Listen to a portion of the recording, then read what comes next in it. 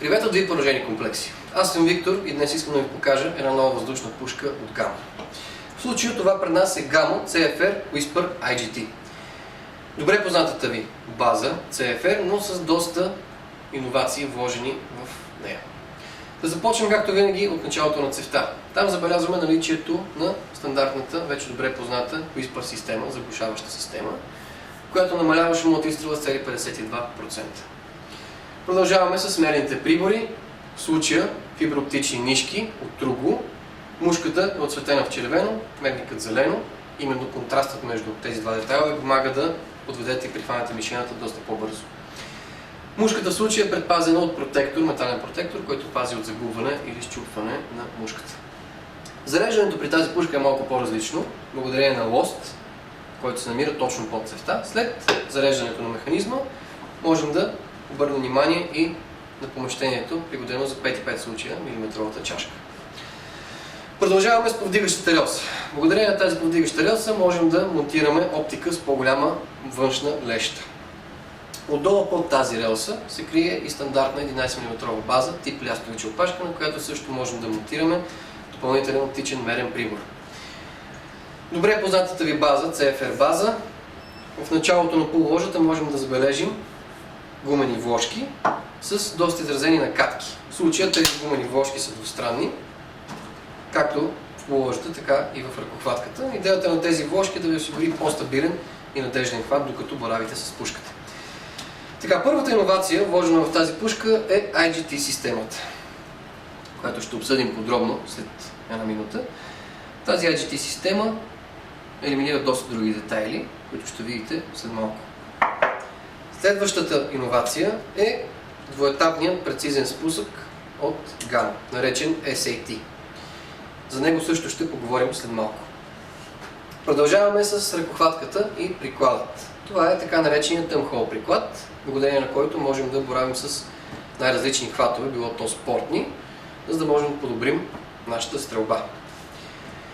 Стигаме до подбузника, отново произведен от полимер, двустранен подбузник, настроеваем. Благодарение на 2 шестограма в предната и задната част можем да повдигнем или свалим този подбузник, така че да персонализираме пушката по нашите изисквания.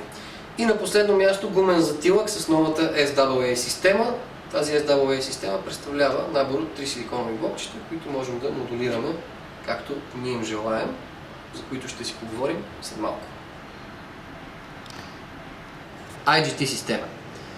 Ето какво представлява тази система на външен вид. Наполовява страшно много на амортисьорът от багажника на колата, но не е точно така. Тази IGT система е пълна с сгъстен въздух вътре. Няма нужда от поддръжка или ново напомпване. При всяко зареждане, при всеки изстрел, параметрите са абсолютно едни и същи. Така, с този детайл елиминираме други 4 детайла в една стандартна въздушна пушка. Това са водачна пружина, бутало и уплътнение, които вие непрекъснато трябва да поддържате, за да можете да поддържате пушката в едни стабилни параметри, които да ви удовлетворяват всеки път. Докато тук това е елиминирано с един единствен детайл. Така, другото атрактивно нещо при тази IGT система е, че тя притежава до 10 пъти повече живот от една пружина. Пружината много бързо се амортизира, може да се счупи, възникват корозии и какво ли още не. Второто хубаво нещо при тази система е по-малкото шум. Трето, по-малко вибрации. И четвърто, почти никаква поддръжка. IGT система, произведена от Gamo. Какво е SAT системата? SAT системата е прецизен спусък на 2 етапа, регулируем. В предната част на спусъка ясно се забелязва предпазителят, нищо ново, свикнали сте вече с него, може да се работи с него отляво и отдясно. И ето го и самият SAT спусък. Привет от ви поражени комплекси! Аз съм Виктор и днес искам да ви покажа една нова въздушна пушка от Gamo. В случая това пред нас е Gamo CFR Whisper IGT.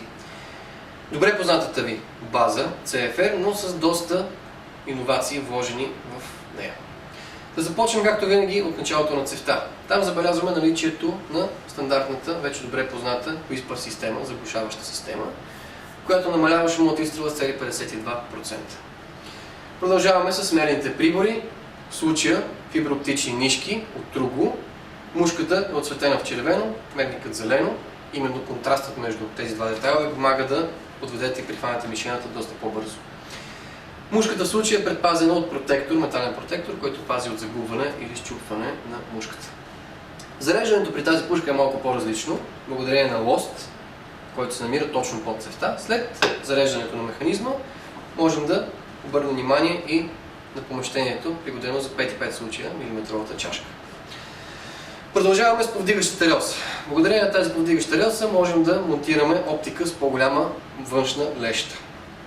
Отдолу под тази релса се крие и стандартна 11 мм база, тип лястовича опашка, на която също можем да монтираме допълнителен оптичен мерен прибор. Добре познатата ви база, CFR база.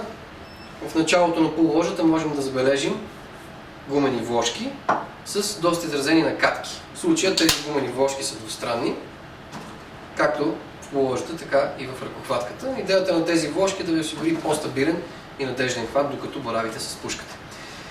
Така, първата иновация, вложена в тази пушка, е IGT системата, която ще обсъдим подробно след една минута. Тази IGT система елиминира доста други детайли, които ще видите след малко. Следващата иновация е двуетапният прецизен спусък от GAN, наречен SAT. За него също ще поговорим след малко. Продължаваме с ръкохватката и прикладът. Това е така нареченият тъмхол приклад, благодарение на който можем да боравим с най-различни хватове, било то спортни, за да можем да подобрим нашата стрелба. Стигаме до подбузника, отново произведен от полимер, двустранен подбузник, настроеваем. Благодарение на 2 шестограма в предната и задната част можем да повдигнем или свалим този подбузник, така че да персонализираме пушката по нашите изисквания. И на последно място гумен затилък с новата SWA система. Тази SWA система представлява набор от 3 силиконови блокчета, които можем да модулираме както ние им желаем, за които ще си поговорим след малко. IGT система. Ето какво представлява тази система на външен вид. Наполовява страшно много на амортисьората от багажника на колата, но не е точно така. Тази IGT система е пълна с сгъстен въздух вътре. Няма нужда от поддръжка или ново напомпване. При всяко зареждане, при всеки изстрел, параметрите са абсолютно едни и същи. Така, с този детайл елиминираме други 4 детайла в една стандартна въздушна пушка. Това са водачна пружина, бутало и уплътнение, които вие непрекъснато трябва да поддържате, за да можете да поддържате пушката в едни стабилни параметри, които да ви удовлетворяват всеки път. Докато тук това е елиминирано с един единствен детайл. Така, другото атрактивно нещо при тази IGT система е, че тя притежава до 10 пъти повече живот от една пружина. Пружината много бързо се амортизира, може да се счупи, възникват корозии и какво ли още не. Второто хубаво нещо при тази система е по-малкото шум. Трето, по-малко вибрации. И четвърто, почти никаква поддръжка. IGT система, произведена от GAN. Какво е SAT системата? SAT системата е прецизен спусък на 2 етапа, регулируем. В предната част на спусъка ясно се забелязва предпазителят, нищо ново, свикнали сте вече с него, може да се работи с него отляво и отдясно. И ето го и самият SAT спусък. Така, първият етап, празният ход, и вторият етап, самият изстрел. Значително по-малко усилие, не е толкова експлозивен и рязък, както стария спусък, като това е един от проблемите реално за по-лошата групираност на изстрелите. Това напрежение по време на изстрел може да бъде регулируемо с помощта на една отверка, като винчето за тази регулация се намира точно зад спусъкът. Всички нови пушки, които пристигат в момента, са снабдени с SAT система. Повече за тази SAT система можете да прочетете на нашия интернет магазин www.guns.bg. SWA система. Що е то? Тази екстра вече е вложена в 95% от пушките на Гама. Какво представлява тази екстра? На пръв поглед това е един гумен затилък. Целта на гумения затилък, знаете, да абсорбира напрежението от ката, т.е. по време на изстрел, и да ви придаде ергономичността, от която се нуждаете, докато боравите с едно такова оръжие. Обаче голямата разлика в случая при този затилък е 3 силиконови блокчета, модулируеми, с помощта на които тази система става още по-ефективна от стандартен гумен затилък. Какво е толкова модулното тук? Точно с едно движение можете да извадите силиконовото блокче, така че в тази зона затилъкът да стане доста по-мек, а в долната по-твърд. Естествено, вие можете да извадите и трите силиконови блокчета, като затилъкът става в пъти по-мек. И сега предстои да разберем как ще се представи Gamo CFR Whisper IGT 5,5 мм калибър на тестът с хронограф. Пушката е заредена, остава само да сложим проектила, в случая чашка. Затваряме отделението за чашката и следва първият изстрел. 180 метра в секунда първи изстрел.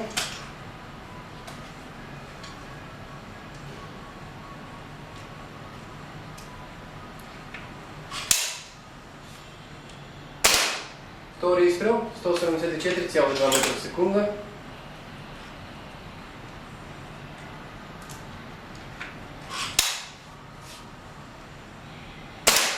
И трети изстрел, 184,3 метра в секунда.